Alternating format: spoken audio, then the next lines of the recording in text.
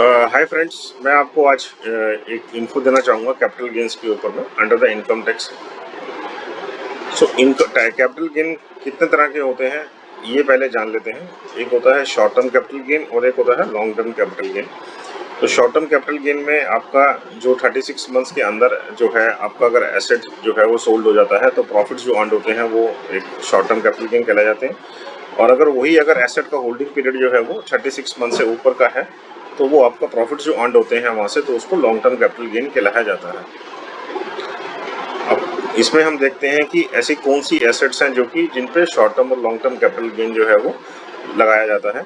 तो पहले अगर देखते हैं कि इमूवेबल एसेट है जैसे, तो उसका जो शॉर्ट टर्म ड्यूरेशन और लॉन्ग टर्म ड्यूरेशन जो है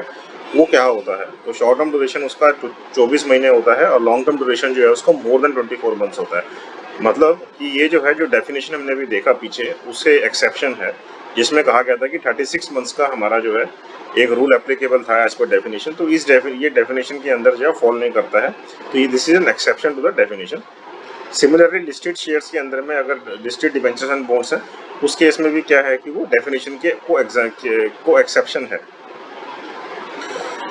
इक्विटी ओरिएंटेड म्यूचुअल फंड्स में भी अगर आप देखें तो वो भी एक एक्सेप्शन टू डेफिनेशन है, क्योंकि इसमें भी 12 महीने का ही रूल एप्लीकेबल है। यूटीआई यूनिट्स के अंदर अगर आप देखें तो इसमें भी वही 12 महीने का रूल एप्लीकेबल है। जीरो कूपन बॉन्ड्स में अगर आप देखें तो वो भी, इसमें भी 12 महीने का रूल एप्लीकेबल है। मूवेबल प्रॉपर्टी के अंदर में और डेट ओरिएंटेड म्यूचुअल फंड्स के अंदर में आपका 36 मंथ्स का रूल एप्लीकेबल है, जो हमने पीछे अभी पढ़ा। और कुछ एक्सक्लूजन्स हैं जो कि short term capital gain, long term capital gain में जिसको काउंट नहीं किया जाता जिन एसेट्स को। तो जो वो, जैसे कि अगर हम स्टॉक, आरएम, रॉ मटेरियल है, कंज्यूमेबल अगर बिजनेस के पर्पस के लिए यूज करते हैं, वो हमारा कैपिटल गेन के अंदर में शॉर्ट टर्म और लॉन्ग टर्म कैपिटल गेन के डेफिनेशन में नहीं फॉल होता। गुड्स अगर हम पर्सनल यूज के लिए खरीदे हैं हमने, अगर क्लॉथ्स या फर्नीचर, एग्रीकल्चर लैंड है यानी part of rural India, special period bonds हैं जो कि इशूड हुए थे 1991 में, और gold deposit bonds, deposit certificates issued हुए थे गोल्ड डिपॉजिट स्कीम या गोल्ड मोनेटाइजेशन स्कीम के अंदर में। अब हम इसमें ये समझते हैं कि calculation of the capital gains में हमें क्या क्या कंपोनेंट्स चाहिए। एफवीसी, सीओए एंड सीओआई। तो full value of consideration, cost of acquisition and cost of improvement. तो जब भी हम कैपिटल गेन निकालेंगे, शॉर्ट टर्म हो या लॉन्ग टर्म हो, तो उसमें हमें इन तीन चीज़ों की रिक्वायरमेंट रहेगी। तो फुल वैल्यू ऑफ कंसिडरेशन क्या है कि अगर आज हम कोई एसेट बेचते हैं और उस एसेट्स का जो हमें प्राइस मिलता है एक मार्केट के अंदर में, तो हम जैसे हमें इस एग्जांपल के अंदर अगर हमने कोई इमूवेबल प्रॉपर्टी है और हमने 50 लाख में बेचा उसको से, और ऐसे ही हमने कुछ अगर उसके ऊपर में कुछ हमने खर्चा किया एसेट्स को ट्रांसफर करने के लिए, तो 5 लाख रुपए वो ले लिए। और कॉस्ट ऑफ एक्विजिशन जो है उसकी, जब हमने एसेट एक्वायर करी थी, वो 20 लाख रुपए है। और ऐसे ही कॉस्ट ऑफ इम्प्रूवमेंट जो है वो 15 लाख रुपए है। तो अगर हम इन तीनों का समेशन करके अगर हम देखते हैं और लेस करते हैं फुल वैल्यू ऑफ कंसिडरेशन के अंदर से, तो हमें 10 लाख रुपए का एक हमारा जो एक हमारी वैल्यू आती है, जो कि सब्जेक्ट टू टैक्सेशन है। अब इसमें ये देखने वाली चीज़ है कि जो हमारा जैसे हमने अभी जो हमारा कैपिटल गेन जो भी निकलेगा फॉर टैक्सेशन पर्पस के लिए जो है, वो शॉर्ट टर्म है या लॉन्ग टर्म है, वो डिपेंड करेगा कि हमने उस एसेट को कैसे होल्ड कर रखा है। तो जो आपका कंप्यूटेशन मेथड है वो दोनों केस में सेम रहने वाला है, शॉर्ट टर्म और लॉन्ग टर्म के केस में जो है। सेकेंडली, इसमें हमने अभी cost of acquisition, cost of improvement की बात करी है, लेकिन इंडेक्सेशन की बात नहीं करी है, जिसका हम आगे अभी पढ़ेंगे जिसके बारे में। तीसरा, हमने जो देखा कि एक्सपेंसेस जो इंकर किए हैं हमने एसेट को ट्रांसफर करने के अंदर में, अब उसके अंदर में आपका स्टाम्प पेपर है, अगर ब्रोकरेज हमने पे करी है, या ट्रैवलिंग एक्सपेंसेस इंकर करे हैं, या लीगल कॉस्ट इंकर करी है हमने ऑब्टेन करने के लिए कुछ सेक्शन सर्टिफिकेट्स, तो उसका हमें जो है यहाँ पे एक एक्सपेंस का हमें जो है एक डिडक्शन दिया जाएगा while calculating the capital gain. और अगर शेयर्स या ज्वेलरी को हमने ट्रांसफर किया है, तो उस केस में हमें जो कमीशन जो पे करी है हमने ब्रोकर्स को, तो उसका भी हमें यहाँ पे एक्सपेंसेस का बेनिफिट मिलेगा। अब हमें ये देखना है कि टैक्स रेट्स क्या एप्लीकेबल होंगे हमारे, जब हम लॉन्ग टर्म कैपिटल गेन और शॉर्ट टर्म कैपिटल गेन को की हमने जो कंप्यूटेशन करी है अभी, तो उस केस में हमने देखा कि हमारा 10 लाख रुपए का एक वैल्यू आ रहा था आफ्टर डिडक्टिंग द कंपोनेंट्स जो है। तो उस 10 लाख रुपए के ऊपर में हम जो है टैक्स जो है वो कैसे कैसे एप्लीकेबल होगा। अगर वो long term capital gain tax है, तो उस केस में अगर आप देखें कि अगर वो इक्विटी शेयर्स हैं या units of equity based mutual fund है जिसमें हमें इंडेक्सेशन का बेनिफिट नहीं मिलता है, जिसको भी हम आगे पढ़ेंगे इंडेक्सेशन के बारे में जो है, तो उसमें हमारा जो है 10% का फ्लैट हमारा टैक्स रेट है। और लेकिन उसमें जो हमारा कैपिटल गेन आना चाहिए, जो वैल्यू आनी चाहिए फॉर कैपिटल गेन टैक्सेशन के लिए, वो 1 लाख रुपए से ऊपर की आनी चाहिए पर फाइनेंशियल ईयर। और अगर हमने कोई ऐसी कैपिटल एसेट बेची है जैसे जो कि जैसे लाइक इमूवेबल प्रॉपर्टी बेची है, तो उसमें हमें इंडेक्सेशन का बेनिफिट दिया जाता है being a long term capital gain, तो उसके अंदर हम 20% का टैक्स लगाएंगे। शॉर्ट टर्म कैपिटल गेन में क्या रहेगा कि अगर सिक्योरिटी ट्रांजैक्शन टैक्स एप्लीकेबल नहीं है तो वो आपका एक नॉर्मल टैक्स लायबिलिटी की तरह ही कंप्यूट किया जाएगा, जैसे हमारे एक इंडिविजुअल के स्लैब रेट्स होते हैं। सिक्योरिटी ट्रांजैक्शन टैक्स अगर एप्लीकेबल है तो वो हमारा 15% का short term capital gain tax लगाया जाएगा। अब हम यहाँ देखते हैं कि इंडेक्सेशन के बारे में हमें थोड़ा समझ लेते हैं कि इंडेक्सेशन होता क्या है। इंडेक्सेशन की जो डेफिनेशन है वो क्या है कि हम जब अपनी वैल्यूज़ को एडजस्ट करते हैं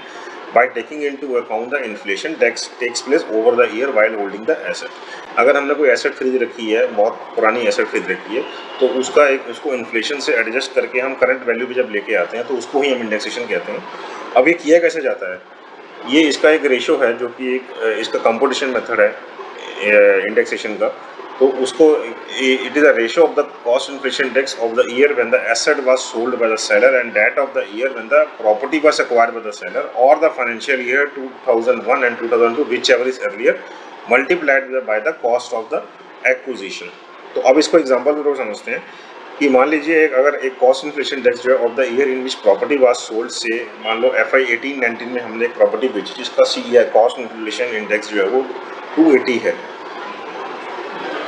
CI of the year in which property was acquired, जब हमने प्रॉपर्टी को हमने जो एक्वायर किया था, जब एक्विजिशन करी थी, मान लो वो की थी 2004-2005 के अंदर में, तो उसका कॉस्ट इन्फ्लेशन इंडेक्स जो है 113 है। अब cost of acquisition of the property जो है मान लो वो 50 लाख रुपीज़ है। तो इस केस के अंदर में हम इंडेक्स कॉस्ट ऑफ एक्विजिशन जो है कैसे निकालेंगे। हमने देखा कि 50 लाख रुपए का एक्विजिशन है और हमने जो है उसको डिवाइड किया 113 रुपये 113 के साथ, जो कि हमारा cost of inflation cost inflation index है उस साल का जब हमने प्रॉपर्टी एक्वायर करी थी। तो 50 लाख की प्रॉपर्टी को का जो हमने जो बेस है उसको हमने उस साल के जो 2004-2005 का हमने 113 के साथ में डिवाइड करके, और जिस साल में हमने प्रॉपर्टी बेची है उससे हमने मल्टीप्लाई कर दिया इसको 280 के साथ में। तो अगर आप देखें कि हमारी कॉस्ट ऑफ एक्विजिशन जो है वो 123 लाख है आज, तो हमने इसको इन्फ्लेशन एडजस्ट करके जो है हमने इसको 50 लाख की प्रॉपर्टी को हमने 1,23,00,000 रुपए की प्रॉपर्टी जो है हमने बोला कि आज की डेट में अगर वो 18-19 के अंदर में अगर वो प्रॉपर्टी बेची गई है तो उसकी वैल्यू जो है वो 1,23,00,000 है, 50 लाख नहीं है ये इंडेक्स करने के बाद में उस कॉस्ट को जो है। लेकिन अगर मान लो यही अगर प्रॉपर्टी जो है आपने अगर मान लो 1999 में खरीदी होती, जो कि बिफोर द FY 2001-2002 से पहले खरीदी होती, क्योंकि ये प्रॉपर्टी खरीदी गई 2001-2002 के बाद में, तो उसका हमने जो है कॉस्ट ऑफ जो इन्फ्लेशन है जो कि मेंशन्ड है वो 113 है। लेकिन अगर कोई प्रॉपर्टी अगर 2001-2002 से पहले की खरीदी गई है तो उसका CII जो है ना वो लिया जाएगा 2001-2002 वाला जो ही लिया जाएगा हर केस के अंदर में जो है। तो मतलब 2001-2002 का जो CII है वो एप्लीकेबल होगा इन केस ऑफ प्रॉपर्टीज़ जो कि एक्वायर्ड की गई हैं इस फाइनेंशियल ईयर 2001-2002 से पहले की जो प्रॉपर्टी जो एक्वायर की गई हैं, और उसके बाद की जो प्रॉपर्टीज जो एक्वायर की गई हैं 2001 और 2002 के बाद की, तो उस हर ईयर का जो है CII जो है वो मेंशन होता है कि हमें इस CII के साथ में अपनी वैल्यूज़ अपनी कॉस्ट ऑफ एक्विजिशंस को इंडेक्स करना है, या कॉस्ट ऑफ इम्प्रूवमेंट को हमें अपना इंडेक्स करना है। तो उस केस में हम जो है 99 का यूज़ करते हैं CII को, जैसे हमने 113 लिया है अपने इस एग्जांपल के अंदर में जो है। अब हमें ये समझना जरूरी है कि इंडेक्सेशन को जो है वो शॉर्ट टर्म और लॉन्ग टर्म कैपिटल गेन दोनों पे लगाया जाता है। तो indexation benefit is provided for capital gains on asset held for long term capital gains पे लगाया जाता है, एक्सेप्ट इन बिलो 2 सिचुएशन। अगर हम long term capital gain equity shares पे निकाल रहे हैं जो कि हमने 1 साल से ज़्यादा इसको हमने हेल्ड करा था, और जहाँ पे हमारा जो मुनाफा है जो गेन है वो अगर 1 लाख रुपए से ऊपर का है, तो इस केस में इंडेक्सेशन का बेनिफिट जो है वो नहीं दिया जाएगा। ना ही बॉन्ड्स एंड डिवेंचर्स के ऊपर में हमें को इंडेक्सेशन का बेनिफिट मिलेगा। अब हम यहाँ समझते हैं कि हम कैसे अपने long term capital gain tax को सेव कर सकते हैं प्रॉपर्टी की सेल के ऊपर में। तो ये कुछ मैंने आपको सेक्शंस बताए हैं इनकम टैक्स के अंदर में, जहाँ पे हमारा जो long term capital gain tax है वो हमारा एक हम जो है उसको हम कैसे जो है बाय इन्वेस्टिंग इन दीज जो है जो एग्जम्पशंस हैं, जो है अगर हम यहाँ पे इन्वेस्ट करते हैं, जैसे कैपिटल गेन्स अकाउंट स्कीम है, इस कैपिटल गेन अकाउंट स्कीम के अंदर में अगर हम अपने पैसे को इन्वेस्ट कर देते हैं और तो हमारे को जो है सपोज़ अगर हमने कोई इमीडिएट डिसीजन नहीं ले पा रहे अभी कि हाउस प्रॉपर्टी को हमने जो है ख़रीदना है या कैसे भी है, तो हम इसमें पैसा इन्वेस्ट करके जो है till the time we go for another house property, तो हमारे को जो है एक बेनिफिट मिल जाता है एग्जाम्पशन उसमें जो है इनकम टैक्स की रिटर्न फाइलिंग के दौरान जो है। ऐसे ही सेक्शन 54 है, जहाँ पे कि हम अपना सेल प्रॉपर्टी का जो हमने करी है और उस पैसे को अगर हम दूसरे घर पे ख़रीदने के लिए लगा देते हैं, कुछ कंडीशंस हैं इसकी जो है कि कैसे कैसे खरीद सकते हैं हम विद इन सम पीरियड जो है हमें इन एसेट्स को दूसरे घर को ख़रीदना होता है अगर हमें इसका बेनिफिट लेना है कैपिटल गेन्स का जो है। 54B जो है ऐसी ये कैपिटल गेन की एग्जाम्पशन जो है अगर हम कोई लैंड ट्रांसफ़र करते हैं जो एग्रीकल्चर पर्पज़ के लिए यूज़ हो रही थी। 54EE कुछ अगर हमने इन्वेस्टमेंट्स का ट्रांसफ़र किया है तो हमें सेक्शन 54EE लगाकर जो है हम जो है अपने कैपिटल गेन्स को कैसे एग्जाम करा सकते हैं या उसको रिड्यूस करा सकते हैं। 54F जो है वो ऐसे ही जैसे हमने कैपिटल गेन टैक्स एग्जाम्पशन अगर हमने कोई ऐसी एसेट बेची है other than a house property, और ऐसे 54EC जो है exemption from the sale of real estate when reinvesting in specific bonds. तो ये कुछ ऐसी एग्जाम्पशंस हैं। तो अगर हम देखें हमारी पुरानी जो हमने अभी आपको जस्ट एक लास्ट स्लाइड के अंदर में जो बताया था कि 50 लाख रुपए का वैल्यू है और 5 लाख रुपए का हमने एसेट ट्रांसफ़र किया, 20 लाख रुपए हमारी कॉस्ट ऑफ एक्विजिशन है और 15 लाख रुपए हमारी जो है COI है, कॉस्ट ऑफ इम्प्रूवमेंट है। तो अगर मान लो इस केस में अगर 10 लाख रुपए हमारे टैक्सेबल हो रहे हैं, तो अगर हम इन एग्जाम्पशंस का बेनिफिट ले लेते हैं, मान लो हमने 10 लाख रुपए पूरे एक नई प्रॉपर्टी में लगा दिए, कुछ हमने इन्वेस्टमेंट्स में ट्रांसफ़र करी तो हमने उसके 54EE के अंदर लगा दिया, तो ऐसे कुछ इन्वेस्टमेंट्स करने के बाद में हमारा जो कैपिटल गेन जो है वो पूरा का पूरा एग्जाम्प्ट हो जाएगा। Thank you guys. I hope I made clear all these slides,